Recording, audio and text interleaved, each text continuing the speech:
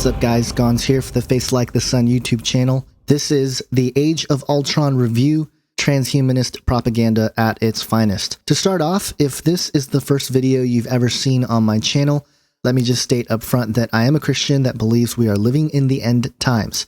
Yes, I'm one of those crazy folks. So watch for your amusement or for your edification, either way. Thanks for checking out my review of Avengers Age of Ultron. Secondly, there will be spoilers in this video, but because the film is not necessarily plot heavy, you'll still be able to watch Age of Ultron after watching this review and enjoy it, especially if you're into battle scenes with 7 characters at once, destroying robot armies, cars, and basic community infrastructure. I will say I enjoyed the film, and while it wasn't filled with tons of Illuminati symbolism or anything like that, as far as I can tell, after just seeing it once, to be blunt, the anti-Christian references were abound, and those are the things I want to point out in this video. But its main propaganda piece was transhumanism. Before we dive in, let me briefly define the word transhumanism. Transhumanism, abbreviated H+, is an international cultural and intellectual movement with an eventual goal of fundamentally transforming the human condition by developing and making widely available technologies to greatly enhance human intellectual, physical, and psychological capacities. It seems the fad right now is to publicly promote the oncoming storm of technological progress as a means for both positive and negative potential outcomes. That and this idea of parallel universes, accessible by some kind of wormhole or portal, while not a new idea, is certainly thematic in many forms of entertainment media. I've covered some of this in my CERN Watch video series, but to keep it brief, check out the list of movies that were in the previews. Ant-Man, technology to shrink to the size of an ant. Tomorrowland, dimensional portals. Fantastic Four, also dimensional portals, gaining access to powers from that portal. Pixels, alien invasions of some kind of strange bleed of pixelation into the fabric of our reality. Jurassic World, genetic modification. Southpaw, boxing, not really relevant to this conversation. And Insidious, Chapter 3. Where demon-like entities appear in a room and, just another horror film. Of which, just as a side note, there were a lot of kids in the theater, little tiny kids, and the preview for Insidious was pretty creepy. And I wondered, on one hand, why would you as a parent bring a child so young, 4 or 5 years old, to the movie theaters to see the Avengers? But on the other hand, why would the entertainment media, knowing that young people will be there, show such a dark, creepy, and traumatic preview? In any case, let's get into how glorification of transhumanism was part of the propaganda of this film. If you consider practically all of the characters of Age of Ultron, none, except one, are purely human. You have Tony Stark, or Iron Man, a genius billionaire, former arms developer and dealer, whose brush with death resulted in an implant of an electromagnet in his chest to stay alive. Along with his death-preventative technology, his robotic suit armor makes Iron Man very much what can be defined as an early-stage transhuman. And how real is the possibility of an Iron Man-style exoskeleton? Well, the most recent publicly available info comes from late 2014, where it was announced that there is a $3 million exoskeleton that can, quote, provide soldiers with enhanced mobility and protection, carry 17 times more weight than normal, and give the individual soldier the same capabilities of stealth and standoff that fighter planes have. And while these developments aren't quite the flying, rocket-launching, intelligently guided super armor suits of Iron Man, the development is well underway. We then have the character of Thor. He is the Asgardian god of thunder, son of Odin, who bears the iconic hammer, the Mjolnir, that in Norse mythologies is translated the Crusher or the Grinder. While Thor is a god from another world, there are ties to transhumanism in that we are seeing a glimpse of what could be for the human race if such a world were to develop where genetic enhancements accelerates and where science and magic become ever so intricately tied, just as Arthur C. Clarke's third law stated, quote, any sufficient advanced technology is indistinguishable from magic. Next we have Bruce Banner, the Hulk. A reserved scientist gets blasted by a gamma bomb, transforming him into a superhuman. A personification of human anger and rage, the Hulk was inspired by Frankenstein and Dr. Jekyll and Mr. Hyde because of Bruce Banner's fractured psyche concerning the character. What's interesting to note is that Stan Lee, the creator of all these characters, also admitted that the Hulk is inspired by the Golem of Jewish mythology. We will see a reference to the Golem later in the film, but more deliberate and in a new character that is revealed in Age of Ultron. We then have Steve Rogers, Captain America, a character that was originally created to be the staple of American patriotism, has origins that would make him a transhuman. With biochemical changes that were applied to this patriotic soldier during Project Rebirth, Captain America is labeled a super soldier. While such tinkering with human genetics to create super soldiers sounds like science fiction, it's actually a very real phenomenon. Consider this article published on Vox that shows how real this development is. In an article entitled, "The Military is Trying to Create Soldiers Stronger, Smarter, and More Amphibious," it shows that the military and private companies are working together to create soldiers that have superhuman focus, superhuman strength, improved memories, and are essentially Aquaman. Next, we have Natasha Romanoff, Black Widow. Similar to Captain America, she is the super soldier represented from the East. During her upbringing, she was brainwashed and trained in the Red Room facility, where she was biotechnologically and psychotechnologically enhanced. In fact, in Age of Ultron, she reveals that she was also sterilized for the purpose of becoming a better assassin. But once again, here we have an enhanced human, very much falling in line with the ideals of transhumanism. While there are more characters in the film, almost overwhelmingly, the last brief profile I would like to provide is Clint Barton, or Hawkeye. While Hawkeye has near superhuman capabilities with his archery, he is, for all intents and purposes, a regular human. No genetic enhancements, no biotechnology, etc. While he has some pretty advanced gadgets that align with his bow and arrows, he is distinctly human. In fact, what was interesting about Age of Ultron was that they focused a good amount of time on Hawkeye and his private life as a normal human, revealing his pregnant wife and kids, with a desire to retire from the Avengers and live quietly with his family. The contrast of Hawkeye's humanity to the rest of the Avengers crew is duly noted in the film. So that's enough of the intro. Let's get into the nitty-gritty of Age of Ultron. I'm going to do my best here because I only saw the film once and I was frantically taking notes as I was watching, so I'm sure there's lots of things I missed and things that slipped by me without my notice. But in any case, I'm not going to follow the plotline exactly, but I do want to point out some dialogue where I think a particular worldview is being pushed. The film opens with the Avengers raiding the Hydra research base in Sokovia in hopes to retrieve Loki's staff called the Chitauri Scepter. When the battle bleeds into civilian territory, Tony Stark deploys his robots to warn the people on the streets. What happened instead of heeding the warnings, the people began to harm and even destroy the robots due to their obvious disdain for the development of such technology. This is interesting because as semi-intelligent autonomous robots get deployed into the public, either on the battlefield in military situations, like displayed in the film Chappie, or simply as companions in our home, like how Alebaran Robotics is doing right now, there will inevitably be a public reaction. Meet Pepper and Romeo. Having robots like this in the home to help out will probably be the norm within the next decade, at least for folks that can afford it. In any case, getting back to the Hydra labs, after Tony Stark enters the facility, he uses his computer companion Jarvis to attempt a full data copy of the information gathered by the research at the facility. While they weren't able to access the data initially, Stark finds a secret passageway where he discovers how his robots were being used to reverse engineer something. He also finds the scepter and begins his escape, but not before two characters that were revealed in the film, Scarlet Witch and her twin brother Quicksilver,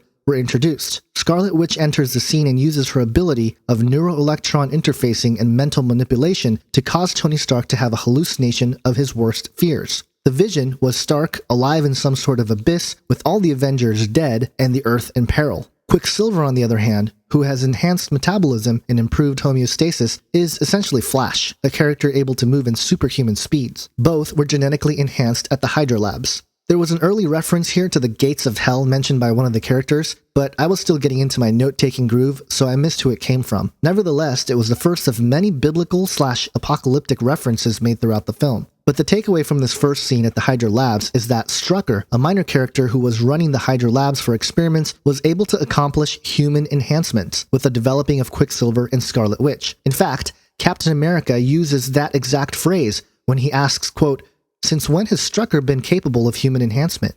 The scene moves back to America at the Avengers HQ. The team was getting ready for a party, which included the comedic breaks that this film was very good with. But before they can get to the good times, Stark decides to investigate the scepter and its powers. When he inquires Jarvis to take a look at it, they discover that there is a crystal inside the blue jewel, which Jarvis says, quote, "is like a computer." Meanwhile, Hawkeye, who was wounded in the side during the Hydra infiltration, was under a nanomolecular tissue regenerator machine that literally healed his wound by creating new tissue. The machine was operated by Dr. Helen Cho, who has a minor role in the film alongside Maria Hill, a derivative character from the Agents of S.H.I.E.L.D. But what's fascinating about the discussion surrounding this process was when Stark enters the scene with his usual sarcastic banter. And Maria Hill states, quote, "This is the next thing, Tony. Your clunky metal suits are going to be left in the dust." Stark responds, quote, "That's exactly the plan." On this, let me just state how this type of technology is already in the works. A CNN Money November 2014 article titled 3D printed organs are on the way stated that, quote, "Within the next few years, Renard says 3D printing tissues could also be used in patient treatment to replace small parts or organs or encourage cell regeneration." So once again, we're seeing propaganda for technology that seems to be science fiction, but is in fact already in play.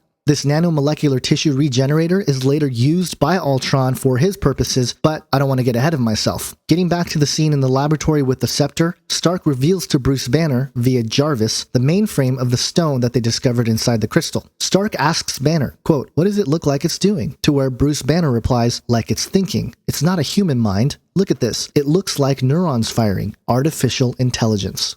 Then Stark gets his mad scientist look and tries to convince Bruce Banner of creating true artificial intelligence by combining it with his current robotics technology to form Ultron. Originally, the goal for the Ultron project was to create an artificial intelligence system that would protect the Earth. The way Stark describes it is like a global shield, making analogies to a bouncer at a nightclub that prevents the next alien invasion from ever getting to Earth. Banner proceeds to challenge Stark on this proposition, but Stark's response is very telling of the kind of place I personally believe science at its deepest level in laboratories are. Quote, "You know what? We don't have time for a city hall debate. I don't want to hear that man was not meant to meddle medley. I see a suit of armor around the world." To which Bruce Banner responds, quote, "Sounds like a cold world, Tony." Tony lashes back, quote, "I've seen colder. This one, this very vulnerable blue one, it needs Ultron. Peace in our time.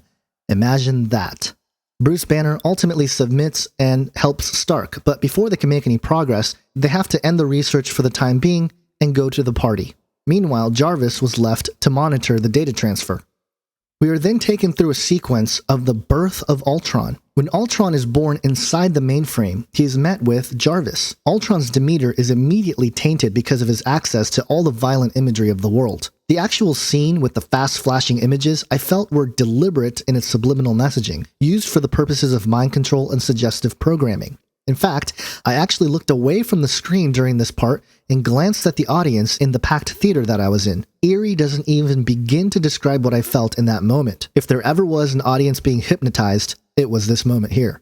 In any case, as Ultron realizes that he is self-aware, he proceeds to attack Jarvis and seemingly destroys him. The following sequence is the iconic moments that were seen in the previews, where the Avengers are hanging out, having a good time, trying to pick up Thor's hammer. On a side note, when Captain America tries to pick up the hammer, there's a slight jolt, making Thor quite nervous. This is actually because in Marvel lore, Captain America is one of the 12 superheroes who were worthy enough to actually pick up Thor's hammer. As they were having a good time, a mangled robot from the Hydra invasion, now possessed by Ultron, walks into the room, ready to destroy the Avengers for the sake of creating, quote, "peace in our time."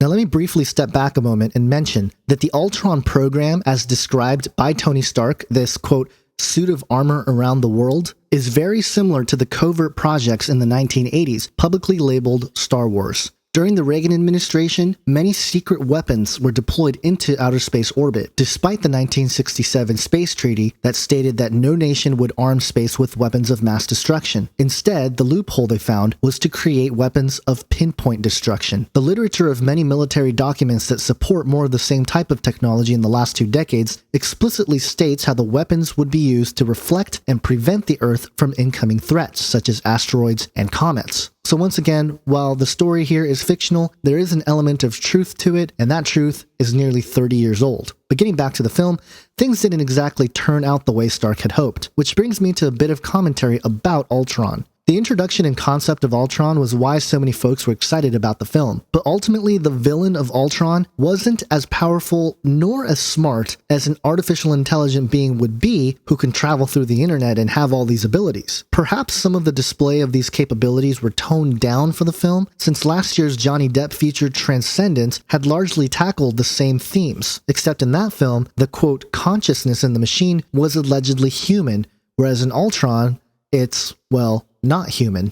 You'll see this more and more as we move through the film, but Moving on, Ultron is ultimately introduced to the cast of the Avengers here in this scene where this mangled robot enters the room. His dialogue sounds like the rantings of a lunatic, but what's interesting is that Ultron was made in the image of Tony Stark. It was his personality and desire to have, quote, peace in our time, but taken in the wrong way that fueled Ultron's agenda. In a later time when he was able to get into a more complete physical body, he states, quote, I know you mean well. He just didn't make it through. You want to protect the world, but you don't want it to change. How is humanity saved if it's not allowed to evolve? There's only one path to peace, the Avengers' extinction. The mangled robots are destroyed by the Avengers, but ultimately Ultron makes his escape through the internet into the Hydra labs where he sought other physical robot bodies and also to create his robot army. Oh, and he somehow takes the scepter as well. The Avengers team then discusses the highest potential danger of Ultron, who lives in the internet, which was access to codes of nuclear weapons. Before the Avengers find Ultron, Scarlet Witch and Quicksilver catch up to him and find him sitting in an old church where he states, quote, did you know this church is in the exact center of the city? The elders decreed it so that everyone can be equally close to God. I like that, the geometry of belief. He then goes on to show his disdain for humanity, still under the belief that he is here to, quote, save the world. Now at this point, I can keep going on with the plotline, but that might derail the point of this video, so let me speed it up and simply lay out the quotes that really show the transhumanist propaganda and the predictive programming going on. Shortly after, when Ultron visits the Wakandian vibranium dealer Ulysses Klaue, he utters the phrase, quote, on this rock I will build my church, vibranium. Now this is an obvious reference to Matthew 16:18 when Jesus says to Peter, and I say unto thee that thou art Peter, and upon this rock I will build my church, and the gates of hell shall not prevail against it. It is quite obvious that they portray Ultron as believing himself to be the savior, the messiah of mankind, but not through enhancement, but by its annihilation, first of the Avengers and eventually of mankind. This is very interesting because it does seem to reflect on the sentiments of what we read about Satan in the Bible. When the deal is struck, Ultron uses his access to the internet to provide Ulysses with billions of dollars in his bank account. This is pretty much the same thing that occurred in Transcendence, where the Johnny Depp character who is uploaded onto the internet moves finances around into his wife's account. When Ultron made the transaction, he says, quote, finances is so weird, but I always say keep your friends rich and your enemies rich and wait to find out which is which. The vibranium dealer Ulysses points out that this was something Tony Stark used to say, which raised his suspicion and ultimately led to him losing his arm by revolting. It is interesting to note that Ultron was built in the image of Tony Stark, yet his anger stems from being compared to him. It is at this point that Ultron calls Tony Stark a sickness when Iron Man himself arrives at the scene. When Ultron sees Captain America, he states, quote, God's righteous men pretending you can live without war. What proceeds is a confrontation between the Avengers and the Ultron crew, which is basically Ultron, Scarlet Witch, and Quicksilver. During the process, Scarlet Witch uses her mind control to basically stun all the Avengers, except Hawkeye. Soon after, the Hulk gets loose, wreaking havoc on civilian territory. Iron Man goes out and deploys Veronica, a program that was designed by Bruce Banner himself to prevent his Hulk identity from going out of control. These are pretty intense action scenes, and if you like that kind of stuff, you'll enjoy it. But once Iron Man brought the Hulk under control, they had to go into hiding because people were seeking Bruce Banner to be arrested for his crimes. To go into hiding, the Avengers follow Hawkeye to a remote location where his wife and kids quietly lived. This is again interesting because Hawkeye, being the only pure human on the team, was the only one who actually had a family. In a quiet scene, Hawkeye and his pregnant wife talk and discuss a life that could be, especially with a new baby on the way. During the conversation, she refers to the Avengers as gods, reinforcing the notion that by the progress of transhumanism in real life, we will effectively be creating gods. These ideas in the real world aren't mine, but come straight from the pro-transhumanists themselves. Joel Garrow stated, quote, the ability to tinker with our genes offers the astounding promise and peril of immortality, which mythically has been the defining difference between gods and mortals. It also offers the possibility of an even greater variety of breeds of human than there is of dogs. And more recently, an advocate of transhumanism named Zoltan Istvan stated, quote, men die, plants die, even stars die. We all know this. Because we know it, we seek something more, a transcendence of transience, translation to incorruptible form, an escape, if you will, a stop to the wheel. We seek, therefore, to bless ourselves with perfect knowledge and perfect will, to become as gods, take the universe in hand and transform it in our image, for our own delight. As it is on earth, so it shall be in the heavens. The inevitable result of incredible improbability, the arrow of evolution, is lipping us into the transhuman, an apotheosis to reason, salvation, attained by good works. Meanwhile, Ultron finds Dr. Helen Cho and forces her to start creating a new body for him using the tissue regeneration machine and the vibranium. Back at the ranch home, Nick Fury shows up. When they discuss Ultron's multiplication via robots, Fury makes the comment, quote, "My contacts all say he's building something. The amount of vibranium he made off with I don't think is just for one thing." When he is asked, what about Ultron himself, Fury replies, quote, "He's easy to track. He's everywhere. The guy's multiplying faster than a Catholic rabbit." As the Avengers team further discusses how Ultron is going after the nuke codes, they figured that Ultron's next destination would be the Nexus in Oslo, an autonomous internet hub that sits in Norway. During the same discussion, Nick Fury states that Ultron's ultimate goal is, quote, "global destruction. So what does he want?" Tony Stark figures, quote, "to become better than us. He keeps building bodies, person bodies. The human form isn't efficient. Biologically speaking, we're outmoded, but he keeps coming back to it." Bruce Banner then responds, quote, "They don't need to be protected. They need to evolve. Ultron is going to evolve.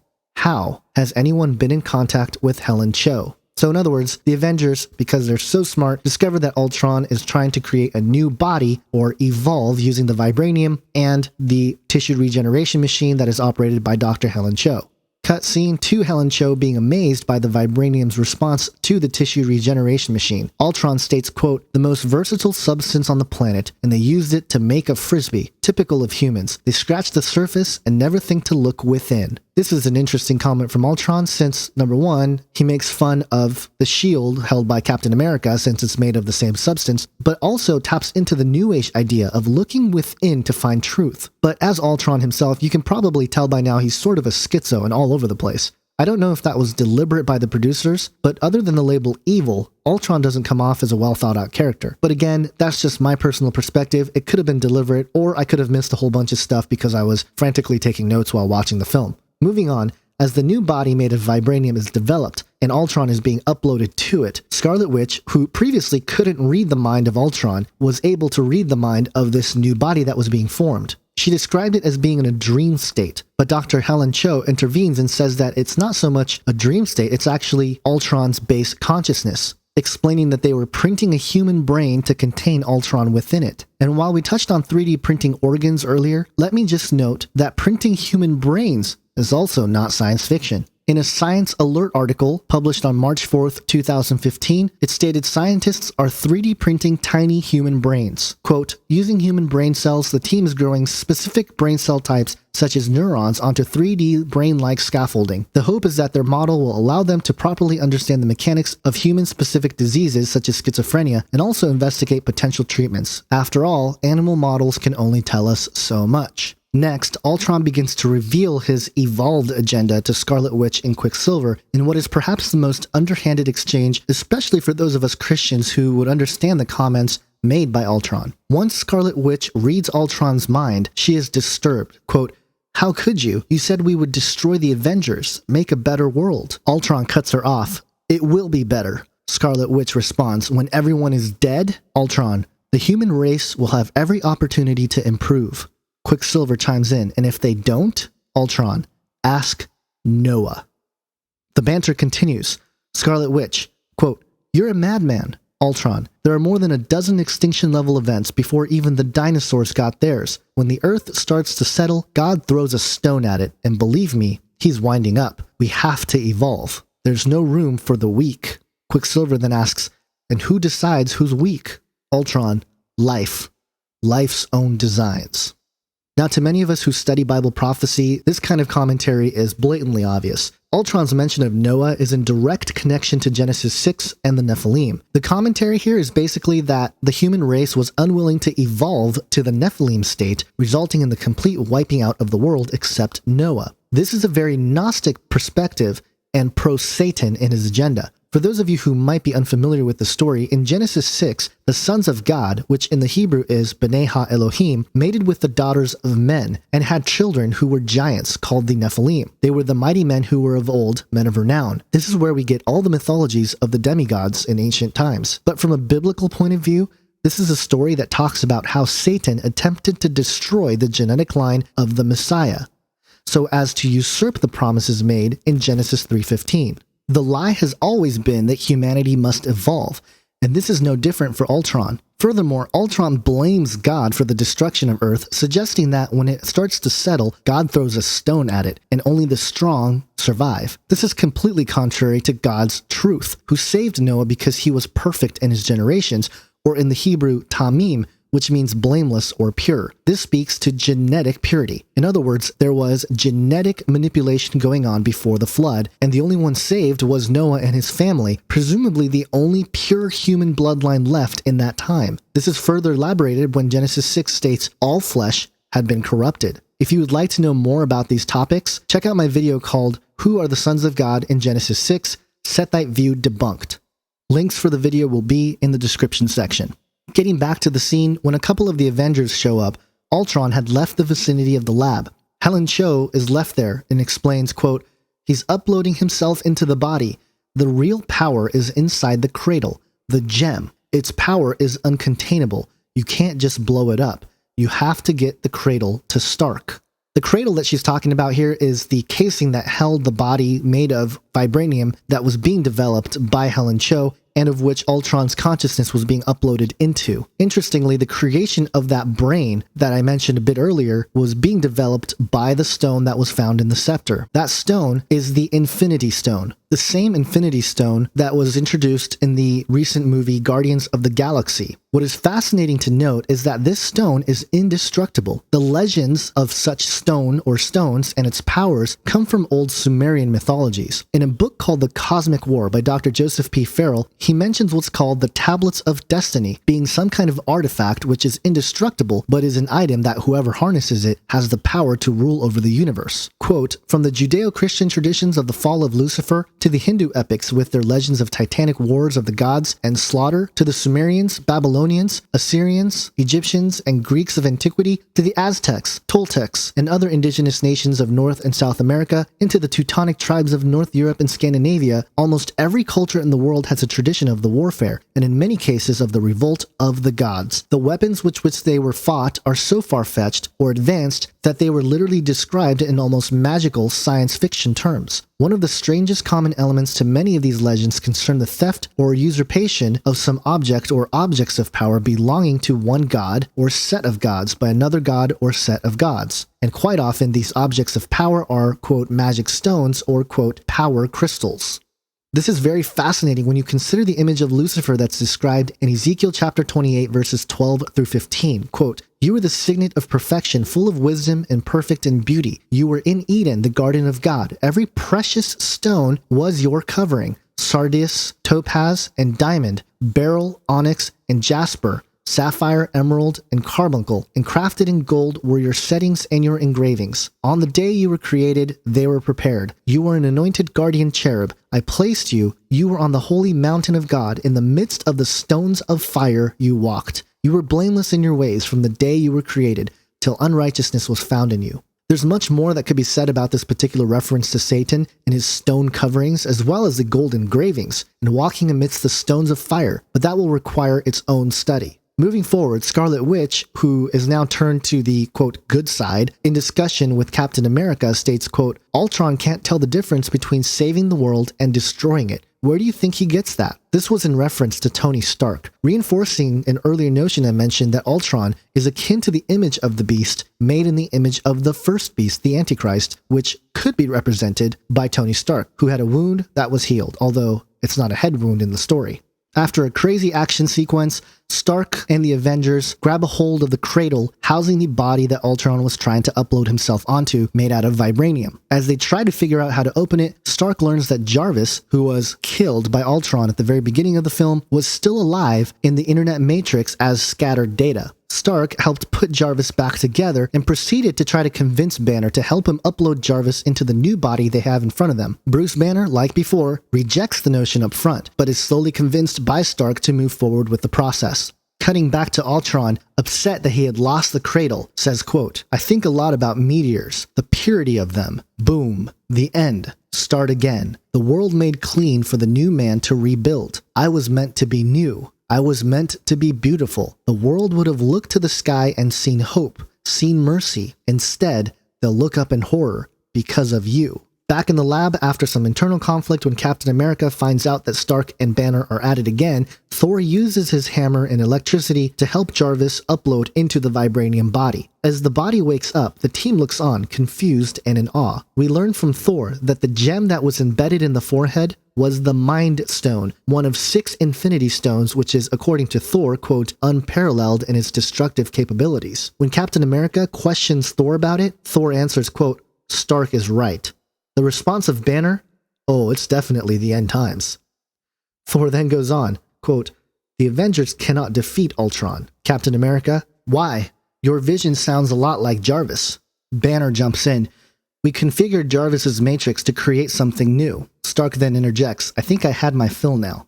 Then this new body, Vision, speaks and says, quote, you think I am a child of Ultron? I am not. I am not Jarvis either. I am. Now again, there's a lot here. First off, the gemstone reference again is very interesting as we went over before.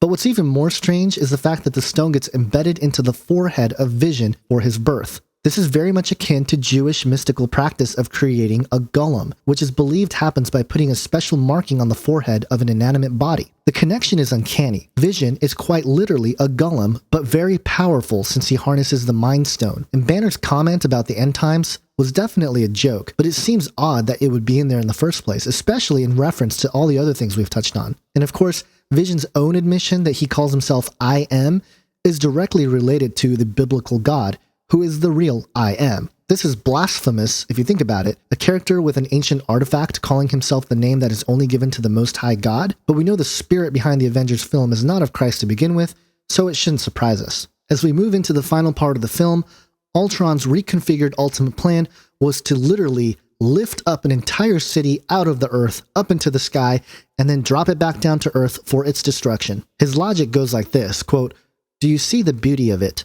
The inevitability, you rise only to fall. You Avengers, you are my meteor, my swift and terrible sword, and the earth will crack with the weight of your failure. Here we see again Ultron's use of biblical language that describes God for his own agenda. It is in Isaiah 27:1 that states, quote, in that day the Lord will punish Leviathan the fleeing serpent with his fierce and great and mighty sword, even Leviathan the twisted serpent, and he will kill the dragon who lives in the sea. There are certain plot lines that I didn't reference here, including a love story between Black Widow and Hulk, and I'm going to leave out the final action sequence because it really doesn't add too much to the conversation, but I think you get the point. The Avengers film, which was the second highest grossing film of all time, was filled with biblical references from the main antagonist, Ultron, who thought he was God. There were other jabs and small comments that seemed to reflect knowledge of end times biblical prophecy, and this isn't necessarily surprising, as Robert Downey Jr. had publicly stated in the past that he had interest in Chuck Missler's teaching, one of the most well-known Bible prophecy teachers. I think the biggest takeaway is that this is more predictive programming, making the transhumanists the stars and saviors of mankind. Even if the machine that we create turns against us, our humanity will prevail, and with no help from the real God, Jesus Christ. Not that they needed to include Jesus in the film, but it was interesting that there was an element of sacrifice within the final battle sequence where the character of Quicksilver appears to have been killed, protecting Hawkeye, who happened to be protecting a little boy. One last symbolic gesture comes from Scarlet Witch, who, after the sequence of Quicksilver being killed, runs into Ultron and rips out his heart. This, perhaps, represented the triumph of human ethics over the machine, and that we are willing to sacrifice artificial intelligence if it means mankind's survival. In one of the final scenes, Ultron and Vision have a discussion. Vision states, you are afraid. Ultron, of you. Vision, of death or the last one? Ultron, you were supposed to be the last, stargazer, a savior, and settled for a slave. Vision, I suppose we are both disappointments. Ultron, I suppose we are. Vision, humans are odd. They think order and chaos are somehow opposites and try to control what won't be, but there is grace in their failures. I think you missed that. Ultron, they're doomed. Vision, yes, but a thing isn't beautiful because it lasts. Ultron, you're unbearably naive. Vision, well, I was born yesterday. At this point, there's a large flash that occurs, and the impression I got was that Vision destroyed Ultron, but we don't know that for sure. In conclusion, This film was filled with action, but it did touch on various end times elements, especially the topic of transhumanism. Let me note that there was an article that was published on May 8th, 2015 called The Dawn of Artificial Intelligence by The Economist. Now think about that. This topic is going mainstream. It states here, quote, "The development of full artificial intelligence could spell the end of the human race," Stephen Hawking warns. Elon Musk fears that the development of artificial intelligence, or AI, may be the biggest existential threat humanity faces. Bill Gates urges people to be aware of it. Dread that the abominations people create will become their masters or their executioners is hardly new, but voiced by a renewed cosmologist, a Silicon Valley entrepreneur, and the founder of Microsoft, hardly Luddites, and set against the vast investment in AI by big firms like Google and Microsoft, such fears have taken on new weight. With supercomputers in every pocket and robots looking down on every battlefield, just dismissing them as science fiction seems like self-deception. The question is, how to worry wisely. So here we go, guys. The topic of transhumanism is mainstream, not just for the common goer who are being propagandized through films like Age of Ultron, but for people who read The Economist. It's a real issue. We've been tracking it for quite a while. You can check out more on it in my film Age of Deceit 2, Alchemy and the Rise of the Beast Image, where I literally document a big handful of companies that have poured in billions of dollars to create an autonomous artificial intelligence, a sentient machine that could have something to do with the biblical reference to the image of the beast talked about in Revelation 13, an image that speaks and slays those who don't worship him. In that sense, Ultron is really a great representation of the image of the beast, with Vision being maybe a prototype in getting the human upgrades or the mark of the beast, with the gemstone being embedded in his forehead. Again, there's probably a lot I missed, and if you have things to add to the conversation, please go ahead and leave your comments below. I appreciate you taking the time to watch this video, but remember that God did not give us a spirit of fear, but of power and love and a sound mind, and that we don't need to rely on man or technology to find salvation. It is through Jesus Christ that we will find salvation. Repent, seek God, because quite frankly, what transhumanists seek is something that God already promised us through faith in his son Jesus Christ. And I'll show you this to wrap up the video. 1 Corinthians 15. The whole chapter really, but I'm just going to focus on verse 50 and beyond. "I tell you this, brothers, flesh and blood cannot inherit the kingdom of God, nor does the perishable inherit the imperishable. Behold, I tell you a mystery. We shall not all sleep, but we shall all be changed in a moment, in a twinkling of an eye at the last trumpet. For the trumpet will sound, and the dead will be raised imperishable, and we shall be changed. For this perishable body must put on the imperishable, and this mortal body must put on immortality. When the perishable puts on the imperishable, and the mortal puts on immortality, then shall come to pass the saying that is written, Death is swallowed up in victory. O death, where is your victory? O death, where is your sting? The sting of death is sin, and the power of sin is the law. But thanks to God, who gives us the victory through our Lord Jesus Christ. Therefore, my beloved brothers, be steadfast, immovable, always abounding in the work of the Lord, knowing that in the Lord your labor is not in vain." Thanks for watching, guys. God bless.